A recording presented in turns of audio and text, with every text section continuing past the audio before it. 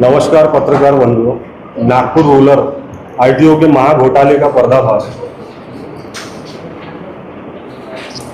मैं नीलेश नायक आपके सामने सिर्फ एक शिकायतकर्ता के रूप में नहीं बल्कि नागपुर रूरल आईटीओ में चल रहे देश के सबसे बड़े संगठित जबरन वसूली रैकेट का पर्दाफाश करने आया हूँ। मैं खुद एक ट्रांसपोर्टर हूँ। मेरी 186 ट्रेलर का मालिक हूँ। मैं इस सिस्टम की रग रग से वाकिफ हूँ और आज मैं इस भ्रष्ट अधिकारियों का पूरा कच्चा चिट्ठा सबूतों के साथ देश के सामने रखने आया हूँ। पत्रकार भाइयों, आप सुनिए इनका नेटवर्क काम कैसे करता है। इन अधिकारियों ने ब्रूस ली नाम के बाहरी गुर्गे को पाला हुआ है। 10,000 गाड़ियों की एक्सेल शीट हम सभी ट्रांसपोर्टरों से गाड़ियों के नंबर से लेकर ब्रूस ली और होमेश काले फाइनल एक्सेल शीट तैयार करते हैं। यह सीट सीधे एक्सेल फाइनल के जरिए सभी फ्लाइंग स्क्वाड चेकिंग दस्ते के मोबाइल पर भेजी जाती है, जिस पर बाकायदा गाड़ियों के नंबर होते हैं। LC LNP लगा है ताकि किसी को शक ना हो। लिस्ट है तो नो चालान, नहीं है तो बर्बादी। ऑन ड्यूटी चेकिंग इंस्पेक्टर के मोबाइल पे 10,000 गाड़ियों की अवैध एंट्री लिस्ट होती है। जो गाड़ी इस लिस्ट में है यानी जिसने पैसे दिए हैं उसे VIP की तरह सलाम ठोककर बिना रोके छोड़ दिया जाता है और जिसे पैसे नहीं दिए उस पर लाखों का चालान ठोक दिया जाता है। मैं अब उन दलालों के नाम उजागर करने जा रहा हूं जो प्रति माह 10,000 रुपए की वसूली करते हैं और ये पैसे कैश में इन अधिकारियों तक पहुंचाते हैं। पम्मी जो कलबीर कलसी RTO अधिकारी का ड्राइवर और बिचौलिया है। सुरेन यादव, बलराज साहनी, योगेश जो ब्रूस ली के नाम से मशहूर है। ये ब्रूस ली उर्फ योगेश डायरेक्ट साहब को पैसे देता है। शाहिद पटेल,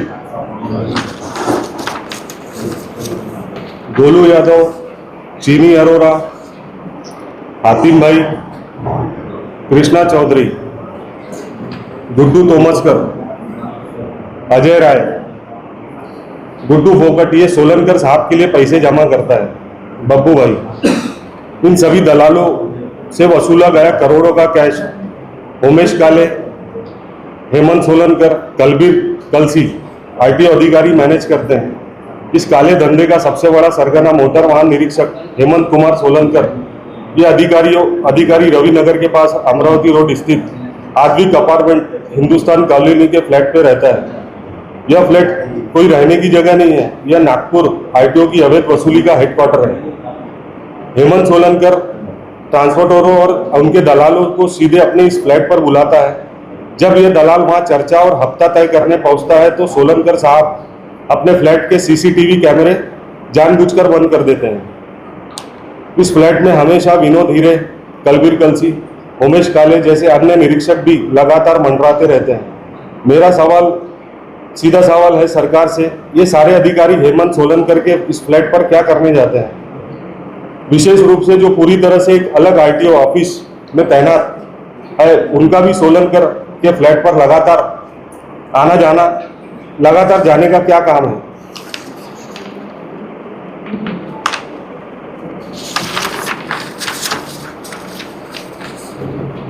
वहीं दूसरी तरफ कलबीर कलसी ऑडियो रिकॉर्डिंग में खुलेआम पैसों की मांग, आम की पेटी या आम की गाड़ी जैसे गंदे कोडवर्ड का इस्तेमाल करके करता है।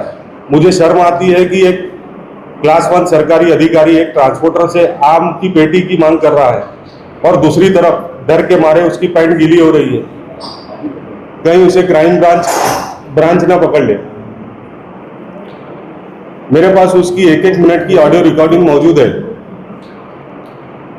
ऑडियो रिकॉर्डिंग में होमेश काले भी पेमेंट की मांग करता हुआ दिखता है और सोलनकर साहब को भी दिया तो चलता बोलता हुआ दिखता है।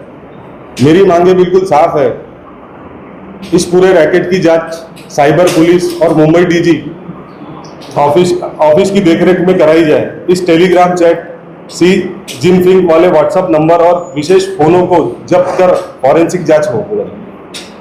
जांच पूरी होने तक हेमंत सोलनकर, कलबीर कलसी, होमेश काले, विनोद हीरे को तत्काल प्रभाव से सस्पेंड किया जाए ताकि ये सबूतों और गवाहों को प्रभावित न कर सके।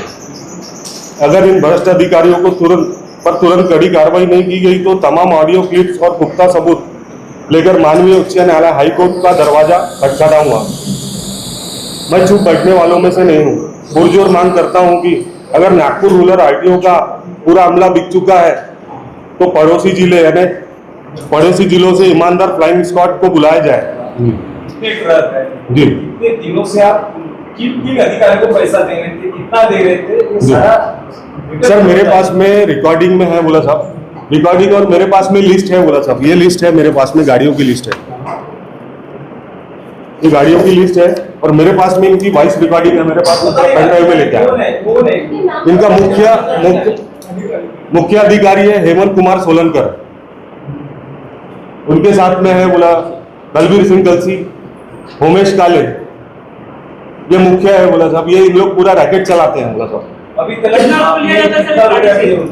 सर ये गाड़ियों से बोला 10,000 रुपए लिया जाता है बोला साहब। जी हाँ सर, 10,000 रुपए महीना लिया जाता है पूरा टोटल नागपुर शहर में। सर पूरे नागपुर शहर में बोला साहब टोटल मिला के अगर इनकी गाड़ियां अगर 10,000 गाड़ियां हैं तो आप देख लीजिए बोला सर, ये 5 से 10,000 करोड़ रुपए का बोला पूरा भ्रष्टाचार चल रहा है बोला साहब इधर महीने का बोला साहब। तो आप देख लीजिए रेवेन्यू कितना है, गवर्नमेंट को कितना रेवेन्यू नुकसान हो रहा है बोला। अगर आपकी गाड़ी अगर गवर्नमेंट लॉ के नियम के साथ अगर पूरा नियम के साथ अच्छी रहने के बाद भी आपको पैसे। सर मेरी गाड़ियां अंडरलोड होने के बावजूद भी मेरी गाड़ियों को जबरदस्ती ये चालान वो चालान, इसमें वर्दी नहीं है, ये नहीं है, कुछ ना कुछ बहाना करके गाड़ियों को चालान देना है। आप एंट्री में लेकर आओ गाड़ी, आप उनको मजबूर हम लोग को मजबूर किया जाता है कि जो गाड़ी अगर जो एंट्री में गाड़ी है उस गाड़ियों को छोड़ेंगे और जो एंट्री में नहीं है वो गाड़ियों को चालान करेंगे। जिसको चालान होगा तो वो एंट्री में डालेंगे तो गाड़ी एंट्री में डालना चाहिए उनको, उनका कहना ये है बोला साहब। ये कहा था कि आपके जो छोटे भाई है जी वो बच्चे एंट्री का काम करते हैं। साहब देखो अभी ये चीज अगर आपके पास में अगर प्रूफ है तो मेरे सामने लाओ, क्योंकि मैं इधर पे आया हूँ तो प्रूफ के साथ बैठा हूँ बोला साहब। हाँ नहीं, अगर आपके पास में है मेरे पास कंप्लेंट तो आप बिंदास कर सकते हैं बोला साहब। जी नहीं, पता लगने की बात है तो आप बिंदास बोलिए बोला साहब। जी आप कंप्लेंट करिए, मेरे पास में पूरा रिकॉर्ड है। मैम ये हिंदुस्तान कॉलोनी अमरावती रोड पर है बोला इनका फ्लैट। यहाँ पूरे दलाल और एजेंट बोला इन लोग बुला के मीटिंग करते हैं और हफ्ता वसूली की प्लानिंग करते हैं बोला। मैम वहाँ के वीडियो बोले तो मेरे पास में 22 रिकॉर्डिंग है बोला। मैम मैं एक बार सुनाता हूँ आपको। जी मेरे पास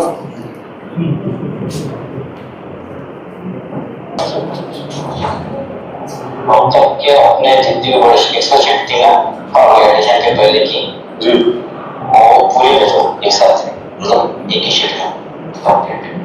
अच्छा बाकी जो जैसे छोटा जो भाई है वो थोड़ा गया था पेमेंट के बाद तो उसको आगे भी लगेगा टाइम, मेरे पास में एडिशनल है प्लस। तो मैं क्या बोल रहा हूँ उसको भले कल मैं पूरा कंप्लीट एक साथ भेज दूंगा, आज एडिशनल तो भेज देता हूँ यार, आज तक ही भेज दूंगा जी। हेलो हाँ जी सर बोलिए। हेलो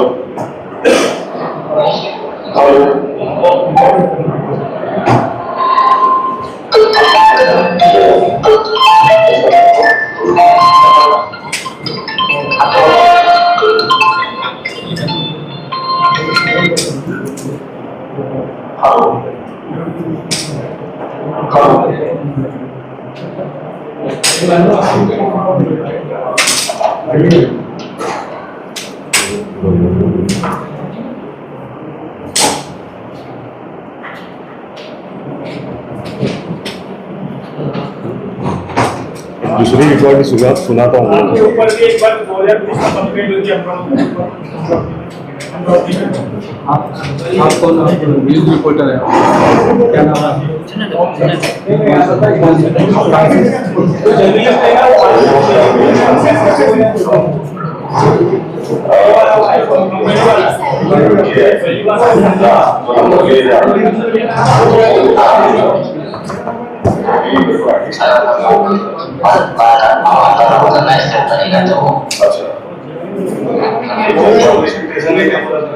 हम करेंगे।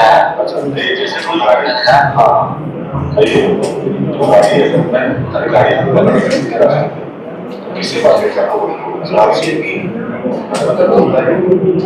हाँ वैसे ठीक है तो ये कुछ मैं एडिशनल मैं व्हाट्सएप करता हूँ पूरा थोड़ी देर और और पेमेंट भी जो 3000 वो जॉय को मिल जाएगी अच्छा अच्छा अच्छा वही हमारे ध्यान में जॉय ठीक है मैं उसको फोन करता हूँ ठीक हाँ ठीक सर ये रिकॉर्डिंग कब की है?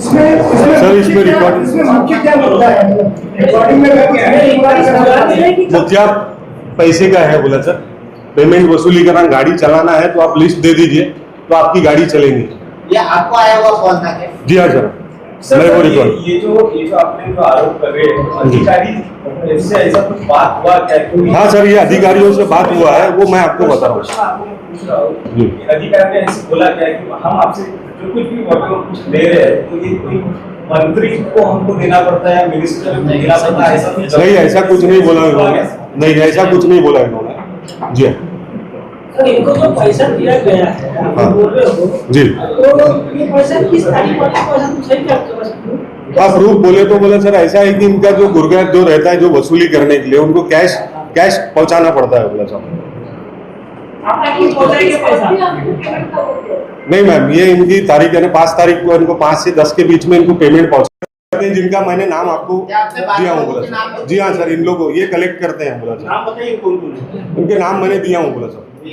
आप किसको भेजते हो? मैं इन दलालों को ही देता हूँ ये साहब हाँ नाम ये योगेश ब्रूसली जी हाँ साहब आपने कभी अधिकारियों को डायरेक्ट पैसा दिया है क्या कभी? सर डायरेक्ट पैसे नहीं दिया हूँ लेकिन डायरेक्ट बात हुई है फोन पे वो आपके पास में मैं रिकॉर्डिंग दे रहा हूँ बोला साहब स्टार्टिंग से कैसे शुरू होगा कि आप पैसे ले रहे हैं? सर आपको कुछ समझ में आ जाएगा बोला साहब उसमें अधिकारी खुद पैसे की मांग कर रहा है बोला सर अगर गाड़ी चलाना है तो आपको पैसे देना है आपको नंबर भेजना है उसके बाद आपको पैसे देना है आप रिकॉर्डिंग में सुन सकते हैं बोला साहब सर इससे पहले मैंने एसीबी में शिकायत किया था वो शिकायत में ऐसा हो गया कि अब इनके जो पैकेट जाते हैं आरटीओ से जो साठगांठ होने के कारण तो एसीबी ने उसको लीक कर दिया है बोला साहब तो वो चीज़ हुई नहीं है वो लीक करने के बाद में जो इनको मेरे को पैसे पहुंचाना था तो उन्होंने लेना बंद कर दिया और मेरे से बातचीत करना बंद कर दिया बोला साहब उनका नाम है हेमंत कुमार सोलनकर कलवीर सिंह कलसी और होमेश काले अधिकारी की बात कर रहा हूँ बोला साहब ये अधिकारी है बोला साहब तब मैंने इनको हो गया 15-20 दिन हो गया है बोला साहब मैंने उनको कंप्लेंट किया था जी नहीं ना बोला साहब अभी इन लोग का जो ये जो रैकेट चल रहा था यानी मेरे को इतना चालान दे दिया इन्होंने कि यानी मैं खुद वैसे ही डिस्टर्ब चल रहा था बोला साहब तो थक हार के और मजबूरी में मेरे को इधर आना पड़ा बोला साहब वो भी आपके जरिए अगर कुछ हो अगर मैं कुछ यानी इस रैकेट से मैं निकल सकता हूँ ये जो भ्रष्टाचार हो रहा है इसको पूरी तरह से नष्ट कर सकता हूँ इसलिए मैं आपके थ्रू मैं इधर बात करने के लिए आया हूँ बोला साहब